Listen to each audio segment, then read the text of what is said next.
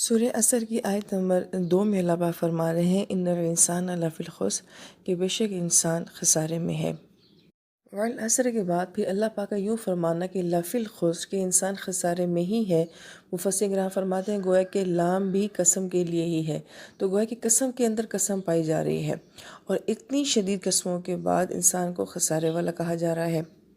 آیت مبارکہ میں لفظ جو خسر استعمال ہوا ہے یہ قرآن پاک میں 3 انداز سے آیا ہے: خسارہ اور خسران۔ ان تینوں الفاظ میں سے جو خسران کا لفظ ہے یہ فعلان کے وزن کے اوپر ہے اور یہ مبالغے کا صیغہ ہے، بہت زیادہ نقصان کا ہونا۔ اور جو دوسرا لفظ ہے خسارہ، اس کا مطلب ہوتا ہے کہ ایسا نقصان جو مزید ہو رہا ہو، وقت کے ساتھ ساتھ جو ہے وہ بڑھ رہا ہو۔ سورہ نوح میں یہ لفظ آیا تھا وَلَا يَزِدْ مَالُهُ إِلَّا خَسَارًا، کہ ان کا مال جو ہے ان کے خسارے کو اور زیادہ بڑھاتا جا رہا ہے۔ اور اس صورت مبارکہ میں جو ہے وہ خسر لفظ استعمال کیا گیا ہے، اور اس کا مطلب ہوتا ہے نقصان کی نوعیت کا ہونا۔ یہ بہت ہی خوبصورت انداز ہے انسان کی زندگی کے خسارے کو بیان کرنے کے لیے، اس لیے کہ خسر کہتے ہیں ایسا نقصان جو ہر ایک کی زندگی کا ایک طرح کا نہیں ہوتا ہے۔ مثلا اگر ایک انسان جو ہے وہ اگر کروڑ پتی ہے اور اس کو لاکھوں کا نقصان ہوتا ہے تو اس کو کوئی اتنا فرق نہیں پڑتا، لیکن اگر ایک انسان ہزاروں کمانے والا ہے اور اس کو لاکھوں کا نقصان ہو جاتا ہے تو یہ اس کی زندگی کا بہت بڑا گھاٹا ہوتا ہے۔ تو گویا خسر لفظ کے اندر یہ معنی پایا جا رہا ہے کہ ہر انسان کی زندگی کا جو خسارہ اور جو گھاٹا ہے وہ ایک نوعیت کا نہیں ہے، وہ مختلف نوعیت کا ہے۔ مثلا اس کی ایک اور خوبصورت مثال یوں بھی دی جا سکتی ہے کہ ایک انسان کو اپنی زندگی کے 40 سال میں جا کے اپنی زندگی کا مقصد سمجھ آتا ہے، اور یہ سمجھتا ہے کہ میں نے اپنی زندگی کے 40 سال ضائع کر دیے، تو اس کی زندگی کا جو خسارہ ہے وہ 40 سال کا ہے۔ ایک انسان کو 50 سال کے بعد یہ احساس ہوتا ہے، ایک انسان کو 20-25 سال کے بعد یہ احساس ہو جاتا ہے کہ میں نے بہت کچھ غلط کر دیا ہے، تو گویا کہ اس نے اپنی زندگی کی 20-25 سال کو جو ہے وہ خسارے میں ڈالا ہے۔ اس لیے ہر انسان کی زندگی کا خسارہ اور دکھ اور جو گھاٹا ہوتا ہے وہ ایک طرح کا نہیں ہوتا ہے۔ لیکن ساتھ ساتھ یہ لفظ یہ بھی بتا رہا ہے کہ کوئی انسان زندگی کی کسی بھی سٹیج میں ہے اور کسی بھی عمر میں ہے، مگر ہے وہ خسارے میں۔ پھر آیت مبارکہ میں جو لفظ خسر لایا گیا ہے اس میں تنوین آ رہی ہے، اور تنوین عمومیت کا فائدہ دیتی ہے۔ یہ کسی بھی لفظ کو جو ہے وہ نکرہ میں بدل دیتی ہے، کامن ناؤن میں بدل دیتی ہے۔ تو مفسرین کرام یہ فرماتے ہیں گویا کہ یہ لفظ یہ کہہ رہا ہے کہ کوئی ایک طرح کا خسارہ ایسا نہیں ہے جس میں انسان ہے، بلکہ ہر طرح کا خسارہ جو ہے وہ اس میں شامل ہے۔ پھر مفسرین کرام یہ فرماتے ہیں کہ خسر لفظ سے جو ہے وہ خاسر بنتا ہے، اور خاسر وہ شخص ہوتا ہے جو کسی کے مال میں جو ہے کمی بیشی کر لے، اس کو نقصان دے دے، تو وہ خاسر ہوتا ہے۔ تو گویا کہ اس لفظ کا معنی یہ ہوا کہ انسان کو دھوکہ لگ رہا ہے، وقت انسان کو چیٹ کر رہا ہے، وہ سمجھ رہا ہے کہ میں وقت کو گزار رہا ہوں، مگر اصل میں وقت اس کو دھوکہ دے رہا ہے اور وقت اس کو گزار رہا ہے، جس کو اللہ پاک قرآن میں یوں بھی بیان کرتے ہیں وَمَا الْحَيَاةُ الدُّنْيَا إِلَّا مَتَاعُ الْغُرُورِ، کہ دنیا کی زندگی سوائے ایک دھوکے کی کچھ بھی نہیں ہے۔ لہٰذا یہ خسر بھی جو ہے انسانی زندگی کا بہت بڑا دھوکہ ہے۔ وقت ہمارے ہاتھ سے بہت کچھ لے کے جا رہا ہے، ہماری زندگی میں بہت ساری چیزوں میں کمیاں کر رہا ہے، لیکن ہمیں اس بات کا احساس نہیں ہے کہ ہر جاتا وہ وقت میرے سے کیا کچھ لے کر جا رہا ہے۔ اس سے نبی علیہ السلام کی کس قدر خوبصورت دعا مبارکہ ہے۔ آپ فرماتے تھے اللہم ارنا الحق حقا وارزقنا اتباعہ، کہ اللہ تعالیٰ ہمیں حق کو حق کی صورت میں ہی دکھانا اور پھر اس کی پیروی کرنے کی بھی توفیق دینا۔ وارنا الباطل باطلا وارزقنا اجتنابہ، اور اللہ پاک باطل کو ہمیں باطل کی صورت میں ہی دکھانا اور اس سے بچنے کی توفیق بھی دینا۔ اب یہ کس قدر خوبصورت دعا ہے، اور انسان حیران ہوتا ہے کہ نبی علیہ السلام جیسی ہستی یہ دعا فرما رہی ہیں، جبکہ نبی علیہ السلام کی آنکھیں تو اس جہان کو کیا، وہ تو اگلے جہان کو بھی دیکھ رہی ہیں۔ تو جو ہستی جس کی بصیرت کا معیار یہ ہو کہ بے بیک وقت 2 جہانوں کی خبریں دے رہے ہیں، مگر وہ یہ دعا کرتے ہیں کہ اللہ پاک مجھے حق کو حق کی صورت میں ہی دکھانا، تو اس کی وجہ کیا ہے کہ نبی علیہ السلام اپنی امت کو یہ دعا سکھا رہے ہیں، کیونکہ بعض اوقات ایسا ہوتا ہے کہ ہمیں حق جو ہوتا ہے وہ برا نظر آ رہا ہوتا ہے اور باطل ہمیں بہت پرکشش نظر آ رہا ہوتا ہے۔ ہم جس کو صحیح سمجھ رہے ہوتے ہیں حقیقت میں وہ صحیح نہیں ہوتا، اور غلط ہمارے نزدیک بہت اعلیٰ بن جاتا ہے، اور پھر انسان کو جب ان چیزوں کا احساس ہوتا ہے تو بہت سارا خسارہ انسان اپنی زندگی میں اٹھا چکا ہوتا ہے۔ یہ اس قدر خوبصورت دعائیں ہوتی ہیں، انہیں اپنی زندگی کے معمولات میں شامل کر دینا چاہیے، ہر معاملے میں ہی، چاہے وہ ذاتی نوعیت کے ہیں، اجتماعی نوعیت کے ہیں، دین کے معاملے میں ہیں، کسی بھی معاملے میں ہیں، یہ دعائیں اللہ پاک سے مانگنی چاہیے کہ اللہ پاک جو حق ہے وہ ہمارے سامنے لے کر آ، اور جو باطل ہے اس کا اصل چہرہ بھی ہمارے سامنے لے کر آ، جو فیصلے ہمارے حق ہیں وہ ہمیں دکھا، اور جو فیصلے ہمارے باطل ہیں ان کی حقیقت بھی ہمیں دکھا دے۔ یہ آپ صلی اللہ علیہ وآلہ وسلم کی دعاؤں کا وزڈم ہے کہ انسان کو اپنی زندگی میں ان دعاؤں کی کس قدر ضرورت ہوتی ہے، اور ہمیں ہر موقع پہ صحیح اور غلط کو پہچاننے کی بھی کتنی ضرورت ہوتی ہے۔ صرف یہ نہیں کہ ہمیں صرف دوسروں کے بارے میں ہی، بلکہ ہمیں اپنی ذات کے معاملے میں، اپنے فیصلوں کے بارے میں، اپنے اندر کے انسان کے بارے میں بھی ہمیں حق اور باطل کی پہچان ہونی چاہیے۔ بعض اوقات میں اپنے آپ کو بہت حق سمجھ رہی ہوتی ہوں مگر میں باطل ہوتی ہوں،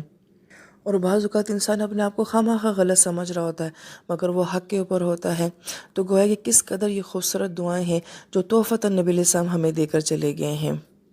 اللہ تعالیٰ ان دعاؤں کی حلاوت بھی اور ان کی حقیقت بھی ہمیں نصیب فرمائے۔ پھر خاسر کا ایک معنی جو بیان کیا جاتا ہے وہ پاگل پن سے بھی بیان کیا جاتا ہے کہ جس کی عقل چلی جائے، یعنی کہ انسان کو سمجھ ہی نہیں آ رہا کہ اس کے ساتھ ہو کیا رہا ہے۔ یہی کیفیت انسان کی آخرت میں اس وقت ہوگی جب وہ قیامت کے مناظر کو دیکھے گا تو قرآن کہتا ہے کہ ایسے لگے گا کہ جیسے کہ وہ بے ہوش ہیں، حالانکہ وہ بے ہوش نہیں ہوں گے مگر ان کے اوپر قیامت کے مناظر کی ایک مدہوشی ہوگی۔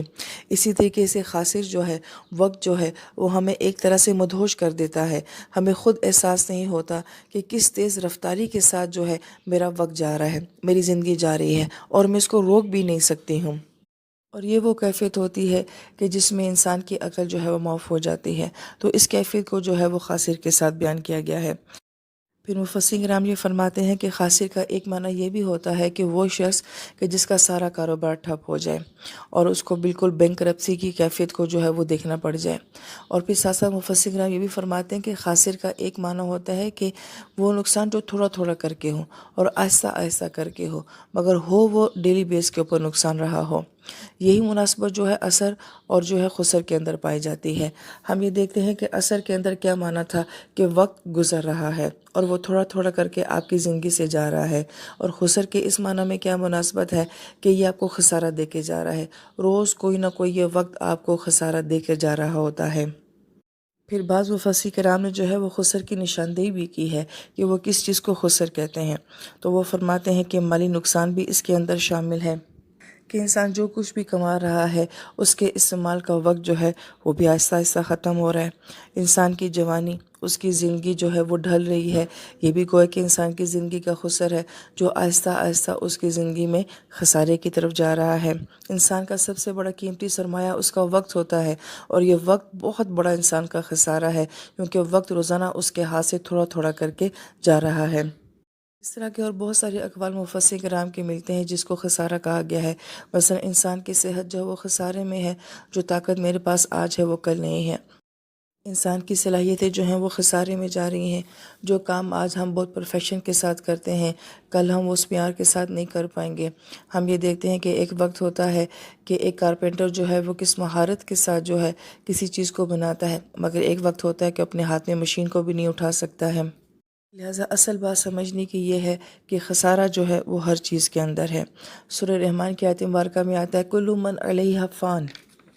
کہ ہر چیز نے فنا ہو جانا ہے۔ تو مفسرین کرام یہ فرماتے ہیں کہ لفظ فان کے اندر جو ہے یہ بہت بڑی حقیقت بتائی جا رہی ہے کہ انسان کو بنایا ہی ایسا گیا ہے کہ اس نے فنا ہو جانا ہے، اس نے ہمیشہ یہاں پہ رہنا ہی نہیں ہے۔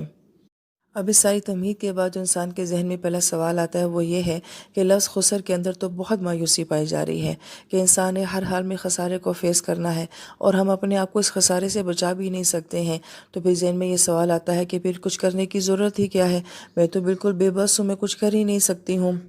تو اس کا جواب جو ہے وہ آیت مبارکہ کے اگلے حصے میں دیا گیا ہے کہ اللہ سوائے یہ کہ، یعنی کہ اس سارے خسارے سے جو اپنے آپ کو نکال سکتا ہے وہ کون ہے؟ آمن و عامل الصالحات، جو ایمان والے ہیں اور عمل والے ہیں۔ اس صورت مبارکہ میں 4 اعمال کا ذکر کیا گیا ہے کہ جس کے اندر یہ 4 اعمال ہوں گے تو وہ اپنے آپ کو اس خسارے سے باہر نکال سکتا ہے، اور اس میں سب سے پہلے جو ہے وہ ایمان اور عمل کا تذکرہ کیا گیا ہے۔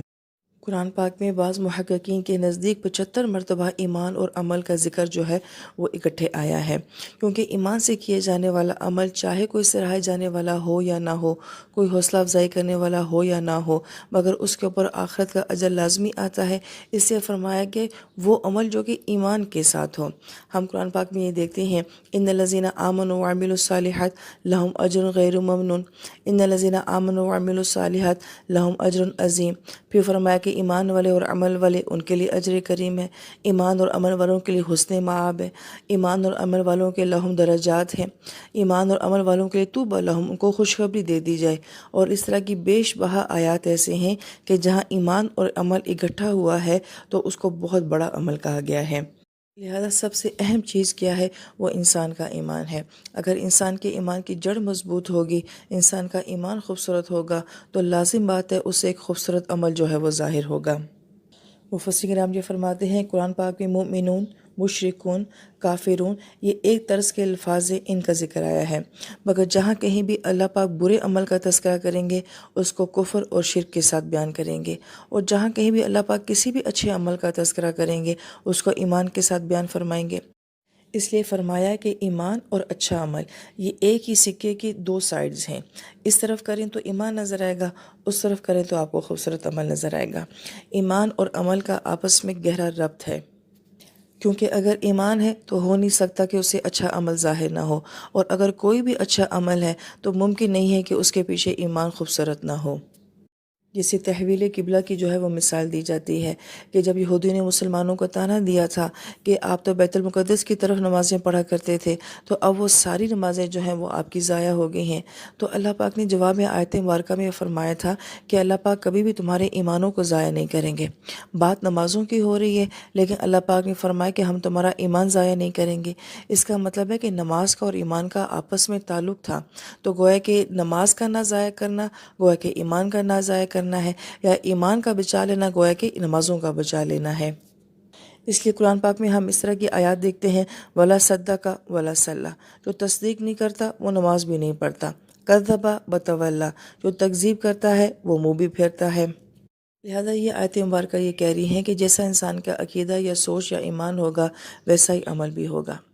لیکن بعض مفسرین کرام اس آیت مبارکہ کے ضمن میں جو ہے ایک اصلاح بھی فرماتے ہیں۔ وہ فرماتے ہیں کہ اگرچہ یہ بات درست ہے کہ خوبصورت عمل کے پیچھے خوبصورت ایمان ہوتا ہے، یا ایک پیارا ایمان ایسا ہوتا ہے کہ اس سے لازماً ایک خوبصورت عمل وجود میں آتا ہے،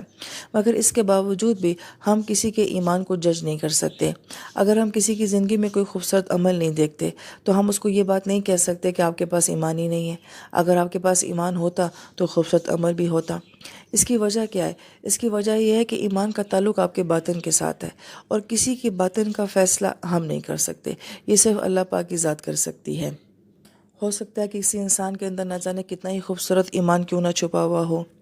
لیکن بظاہر اس وقت اس کے عمل جو ہیں وہ ظاہر نہیں ہو رہے ہیں،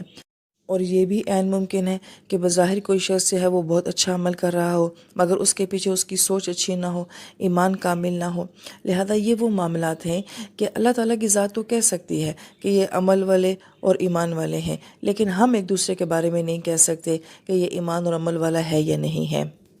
لہٰذا ایمان میرے باطن کا معاملہ ہے، اور اللہ پاک کی ذات بہتر جانتی ہے کہ میرے اندر کا ایمان کیسا ہے۔ تو اللہ تعالیٰ ہمارے اندر کو خوبصورت بنا دے، ہمارے ایمان کو پیارا بنا دے۔ آمین یا رب العالمین۔